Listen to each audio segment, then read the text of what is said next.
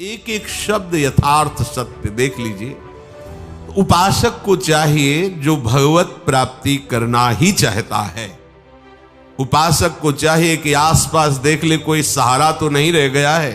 अगर कोई सहारा है तो उसे नष्ट कर देना चाहिए, क्योंकि जब भागने का अवसर आएगा तो हमारा मन ढूंढेगा कोई है। निकले थे अनंत जन्मों के सुकृत से भगवान के चरणारविंद की उस महान प्रेम लक्षणा भक्ति की प्राप्ति के लिए, जिसकी ब्रह्मा भी याचना करते और वंदना करते हैं। कहां फिसल कर फिर वहीं खड़े हो गए ममता के दलदल में, जहां एक बार निकलने का अवसर दिया जाता है, बार बार नहीं। ये भी ध्यान रखना, एक बार ये सौभाग्य प्राप्त होता है ममता से निकलने का।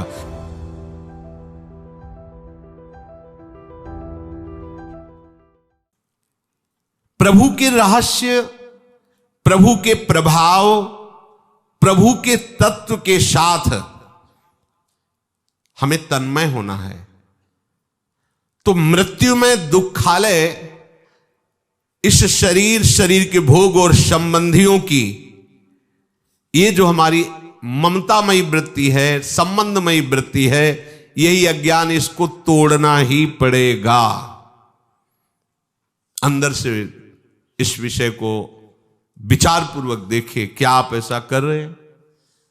परमार्थ के पथि के भगवत प्राप्ति के लिए चल रहे हैं इस मार्ग में, पर आप राग और पुष्ट कर रहे हैं, राग त्याग नहीं रहे हो। प्रश्न करते हैं कि भगवान इतने छलिया क्यों हैं, क्यों हमारे सामने नहीं आते, छुपे? कब मिलना चाहते हो भगवान से? कौन मिलना चाहता है? जब किसी से मिलने की बात आती है तो आप अपने हृदय में देखो, क्या दूसरी याद आती है? अगर उसने कह दिया है कि 10 बजे मिलेंगे तो बार बार घड़ी पे नजर जाती है। वैसा लगता है कि अभी तो 5 बजे 5 घंटे हैं, मतलब 5 कल्प की तरह समय व्यतीत होता है। एक एक मिनट लगता है घंटों हो गया, 1 मिनट लगता है घंटों हो गया। ऐसा लगता है 5 घंटे कितना हमें सहना पड़ेगा। उसे कुछ नहीं दिखाई देता, बस बार बार हृदय तड़पता है कब वो आवे और मैं कब उनसे मिलूं, किसी से भी मिलने की भावना। और फिर जगत के अनंत महिमा में जो स्वामी है, उन प्रभु से तुम्हारा प्यार हो गया है और तुम उनसे के दर्शन करना चाहते हो, मिलना चाहते हो। कैसी बात कर दी। नहीं खान पान ते भावे है, नहीं कोमल वसन सुहावे है, सब विषय लगे ते खारा है, हरि आशिक का मग न्यारा है। बातें करते हैं, भगवत दर्शन करना है, भगवान क्यों नहीं दर्शन देते? भगवान तो तुम्हारे सामने है, तुम दर्शन करना कहां चाहते हो? अगर करना चाहते तो बस पर्दा हटाना है, त्रिगुण माया का पर्दा हटा। हाँ, कि जड़ चैतन्य कछु नहीं दिखत, जित दिखत तित श्याम खड़े। आ गई बात। छलिया तुम हो कि प्रभु छलिया है? छलिया तो तुम हो। तुम ही कपट करके प्रभु से बात करते हो। खुले हृदय से बात करो ना। रखते हो ममता शरीर से और भोगों से और संसार के संबंधों से, और बात करते हो मेरे प्राणनाथ प्रभु आप मुझे क्यों नहीं मिलते। ये छलिया है, छल भरे वचन है। हृदय से बोलो कि कोई नहीं मेरा, और वो आचरण में उतार लो कोई नहीं तेरा, तो आपको दिखाई देगा कि हर समय वो दुलार कर रहे हैं। ये कोई बातें नहीं है। ये जो भगवत प्रेमी महात्मा पूरा जीवन भगवान के भरोसे और आश्रय में गुजारने वाले हैं, अगर इनको अनुभव ना होता तो किसके सहारे जीवन चला, किसके सहारे वो जी रहे हो? कोई पक्षपात लेके थोड़ी भगवान की जय बोलते हैं। उनकी छाती जय बोलती है, उनका हृदय जय बोलता है, उनका रोम रोम। तो उनको पता है ना कि मेरे प्रीतम कितना प्यार करते हैं। आपने न जाने कितने प्रियतम बना रखे हैं, और फिर कहते हो श्री कृष्ण प्रीतम मिले नहीं। कैसी बात करते हो?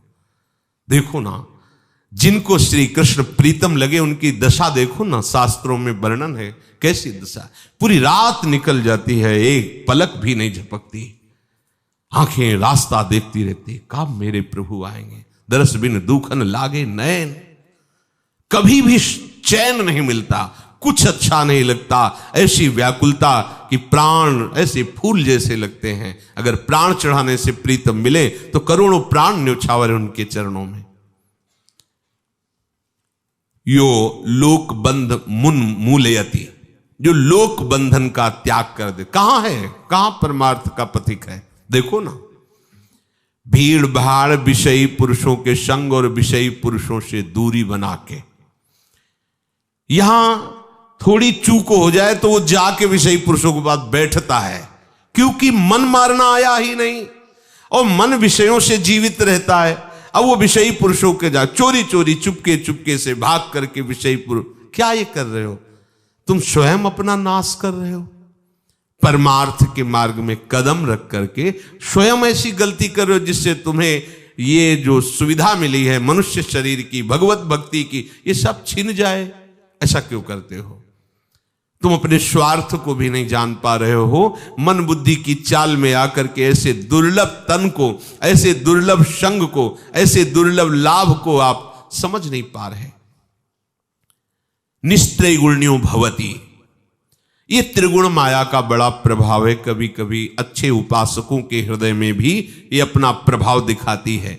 इसीलिए महाप्रभु हरिवंश चंद्रजू कहते हैं, यही डर ही डरपि हरिवंश हित जिनो भ्रमय गुण सलिल पर, जिह नामन मंगल लोक तिहु सुहरिपद भज न विलंब करे।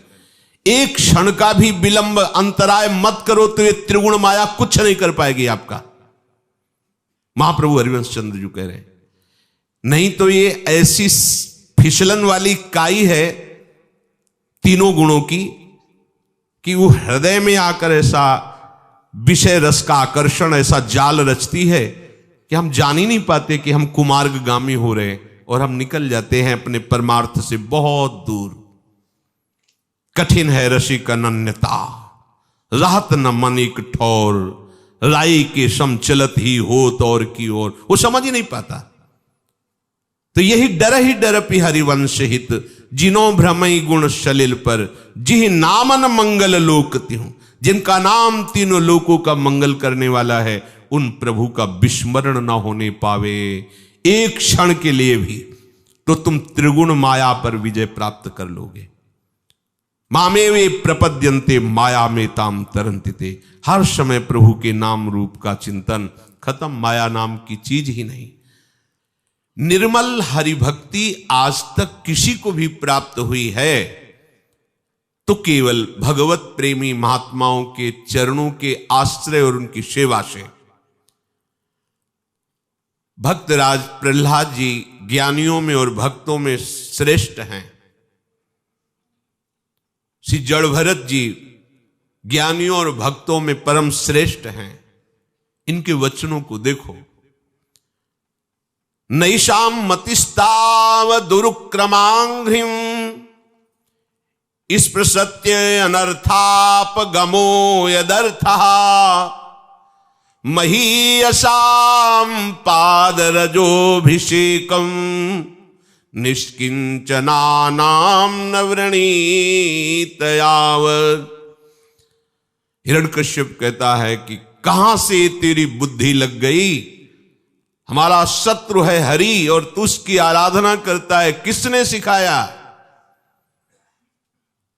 हे दैत्यराज, जिन भगवान श्री हरि के चरणों का स्पर्श, चिंतन, आश्रय समस्त विपत्ति, संकटों और अनर्थों का नाश कर देता है, ऐसे श्री हरि चरणों में तब तक किसी को प्रेम हो ही नहीं सकता जब तक भगवत प्रेमी अकिंचन महात्मा के चरणारविंद की धूल से अपने शरीर को अभिषिक्त नहीं किया जाएगा। महीयसाम पादरजोभिषेकम निष्किंचना नाम न वृणीत यावत, यावत तब तक उसके हृदय में विशुद्ध हरि भक्ति नहीं आ सकती जब तक भगवत प्रेमी महात्मा के चरणारविंद की धूल अपने शरीर में ना लगाई जाए। अभिषिक्त करे, अभिषेक करे। रहुगण ने जब श्री जड़भरत जी के महामहिम स्वरूप को उनकी वाणी से समझा तो आश्चर्य माना। इतनी ऊंची भूमिका ज्ञान की, चरणों में पड़ गए और बोले ये ज्ञान कैसे प्राप्त होता है, ये विशुद्ध भागवत तत्व का अनुभव कैसे होता है? जड़भरत जी ने कहा, रहुगणई तत्तपसा न याति, न चेज्जया निर्वपणाद् गृहाद्वा, न छंदसा नैव जलाग्नि सूर्यो विना महत्पाद रजोभिषेकम। आहा, हे रहुगण, ये विशुद्ध भगवत भक्ति, ये विशुद्ध भगवत तत्व का ज्ञान, चाहे जितनी कोई तपस्या कर ले, यज्ञ कर ले, दान कर ले, गृहस्थ आश्रम के पूरे सत्कर्म कर ले, खूब परोपकार कर ले, वेदाध्ययन कर ले, जल की उपासना, अग्नि की उपासना, सूर्य की उपासना कर ले, तो भी ये नहीं प्राप्त होता। ये तो भगवत प्रेमी महापुरुषों की चरण धूलि में स्नान करने से ही, अर्थात उनके चरणों के आश्रित होकर उनकी आज्ञा पालन से ही प्राप्त होता है। रहु गणित तत्तपसा न याति न चेज्जया निरूपणाद गृहाद्वा न छंदसा नैव जलाग्नि सूर्योर। बिना महत्पाद रजोभिषेकम, बिना महापुरुषों की चरण का आश्रय लिए, उनकी चरण रज का सेवन किए, विशुद्ध बोध और विशुद्ध भक्ति प्राप्त हो ही नहीं सकती। महापुरुषों का सेवन संसार का राग मिटा देता है। कोई ये ना समझे कि सेवन का तात्पर्य केवल उनके शरीर सेवा में जो है वही सेवन कर रहे हैं। शरीर सेवा भी सेवन शब्द की एक अंग की पूर्ति करता है। उनके समीप रहना, उनकी शरीर सेवा करना, यह संपूर्णता सेवा नहीं है, एक अंग है सेवा का। जब तक हम उनकी आज्ञा के अनुसार नहीं चलेंगे तब तक संपूर्ण सेवा नहीं मानी जाएगी। आज्ञा शम न सुसाहब सेवा, उनके मन के इशारे पर जो चलता है, मन मन की रुचि जानी नेह विधि अनुसरे। हमारे सदगुरुदेव क्या चाहते हैं, हम जिन संत का आश्रय लिए वो हमें कैसे चलाना चाहते हैं, वैसे बिल्कुल कोई भी मनमानी नहीं, उनके अनुसार अपना जीवन निर्माण करना। अभी तक मन बुद्धि के अनुसार जीवन का पतन हुआ, अब गुरुदेव के अनुसार निर्माण होगा हमारे जीवन का। इस बात को सर्वदा और सर्वथा समझनी चाहिए कि महापुरुषों की सेवा का सीधा अर्थ है उनकी आज्ञा में रहना, उनके आश्रय में रहना। परंतु ममता देह की और देह संबंधियों की, ये सबसे बड़ी बाधा है संत महापुरुषों का आश्रय लेने में। एक एक शब्द यथार्थ सत्य देख लीजिए। जिन महापुरुषों के संग से भगवत तत्व का बोध या भगवत प्रेम होता है, उन महापुरुषों का सेवन करने में सबसे बड़ी बाधा है शरीर की ममता और शरीर संबंधियों की ममता। ये बहुत बड़ी बाधा है। जहां वो आपके अहम को नष्ट करने की प्रतिकूल चेष्टा की, क्योंकि अहम प्रतिकूलता से ही नष्ट होता है, अनुकूलता देने से बढ़ता है। सम्मान वो ऐसा विष है जो अभिमान रूपी वृक्ष को और फलीभूत करता है, और अपमान एक ऐसी औषधि है जो जड़ से भस्म कर देता है अभिमान को। जहां एक कड़वी औषधि दी गई, तो यदि आपकी शरीर में ममता है और शरीर संबंधियों में ममता है तो भाग के वहीं पहुंच जाएंगे। उपासक को चाहिए कि आसपास देख ले कोई सहारा तो नहीं रह गया है। अगर कोई सहारा है तो उसे नष्ट कर देना चाहिए, क्योंकि जब भागने का अवसर आएगा तो हमारा मन ढूंढेगा कोई है जो हमें सहयोग दे सकता है। हाँ है ना, पेंशन आती पिताजी की, वो है, बढ़िया व्यवस्था है, जाओ। निकले थे अनंत जन्मों के सुकृत से भगवान की चरणारविंद की उस महान प्रेम लक्षणा भक्ति की प्राप्ति के लिए, जिसकी ब्रह्मा भी याचना करते और वंदना करते हैं। कहां फिसल कर फिर वहीं खड़े हो गए ममता के दलदल में, जहां एक बार निकलने का अवसर दिया जाता है, बार बार नहीं। ये भी ध्यान रखना, एक बार ये सौभाग्य प्राप्त होता है ममता से निकलने का। अगर आपने उस कृपा को ठुकरा दिया तो जीवन में तुम्हारी सामर्थ्य नहीं कि उस दलदल से निकल सको, क्योंकि केवल कृपा ही तुम्हारी ऊपर ममता से निकालने की सामर्थ्य प्रदान करेगी और दूसरी नहीं। ममता शरीर और संबंधियों की होने से महापुरुषों का सानिध्य अच्छा ही नहीं लगता। एक एक शब्द यथार्थ। ममता का स्वरूप मेरे घर है, मैं शरीर से स्वस्थ हूं, मेरे परिवार हैं। कोई ऐसे वैसे घर का समझते हो? नौकर चाकर, रुपया पैसा, कई फ्लैट हैं, सब व्यवस्थाएं, बैंक बैलेंस है। भूखों थोड़ी मरते हैं कि हम भीख मांगे। क्यों हम तुम्हारी सहें? मेरे संबंधी बड़े बड़े अधिकारी हैं, मेरी प्रॉपर्टी कितनी तुम्हें पता है? यह है ममता का स्वरूप। इस प्रकार जिसके अनेक प्रकार की ममता के बंधन बंधे हुए हैं, वो इन बंधनों को तोड़ नहीं सकता। इसलिए संत संग उसे रुचता नहीं है, पचता नहीं है। संत संग पचना भी चाहिए। पचा हुआ अभिमान गलित, पचा नहीं अभिमान प्रकाशित हो गया। इस ममता के बंधन को तोड़ेगा संत संग ही। पर संत संग करने के लिए कुछ तो ममता छोड़नी पड़ेगी। संतों की सेवा रूपी दिव्य मणि का प्रकाश जब हृदय में प्रकट होगा तो ममता रूपी अंधकार की रात्रि कम होते होते एकदम नष्ट हो जाएगी। पर पहले संत संग में जाने के लिए ममता छोड़ने की आवश्यकता तो है ना। अतएव संसार के इन ममत्व के स्थानों पर जननी जनक बंद सुत दारा तन धन धाम सुहृद परिवारा सबकी ममता ताग बटोरी मम पद मन ही बांध बरडोरी। जितने भी विषय हैं सब दुख रूप हैं, अनित्य हैं। जितने भी संबंध हैं जहां तुमने ममता कर रखी वो अज्ञान से हैं। ऐसा समझ करके भगवत प्राप्ति के लिए, संत संग करने के लिए हम ममता को त्यागें। ये समझना चाहिए कि संसार में कोई भी तुम्हारा साथ देने वाला नहीं, कुछ भी तुम्हारा नहीं। ये शरीर भी जिसे तुम मेरा नहीं परम मैं कहते हो कि मैं, ये भी नष्ट हो जाएगा। ये तुम्हारे चलाए नहीं चल रहा है। कब तुम बाल्यावस्था से जवान हुए, ऐसा कब संकल्प किया, कब कौन सी औषधि खाई, यौवन अवस्था को रोकने की बड़ी चेष्टा की, बुढ़ापा आ गया, कब तुम्हारी सामर्थ्य यहां काम की, और बुढ़ापा से मृत्यु आ गई, कब तुम्हारी सामर्थ्य काम की। ये शरीर को मैं कहते हो, मेरा कहते हो, तुम्हारे अधीन है ये। देखो अपने आप सब हो रहा है। फिर अन्य वस्तुओं में मैं मेरापन करना है तो घोर मूर्खता है। मैं मेरेपन का त्याग करने, मूल जो त्याग होगा वो अंतर से होगा। पर मूल त्याग के लिए बाहरी त्याग करके संत संग करना अत्यंत आवश्यक है।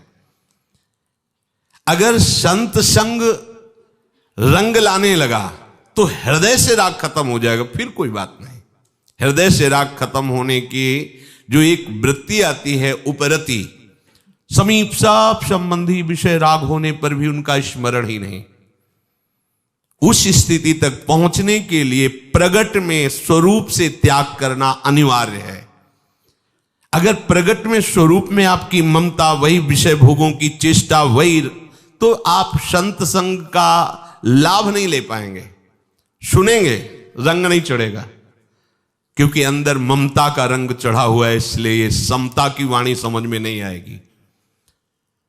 तो उपासक को चाहिए, जो भगवत प्राप्ति करना ही चाहता है, विविक्त स्थानम सेवेते यो लोक बंध मुन्मूलयति निस्त्रैगुण्यो भवति योगक्षेमं त्यजति।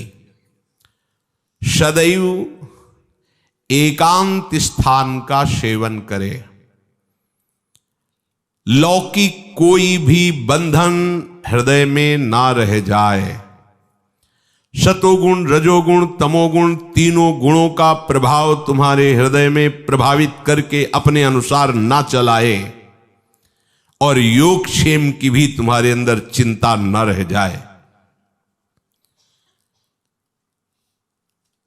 जब तक हम भगवत प्रेमी भक्तों का संग नहीं करेंगे, तब तक ममता का नाश नहीं होगा।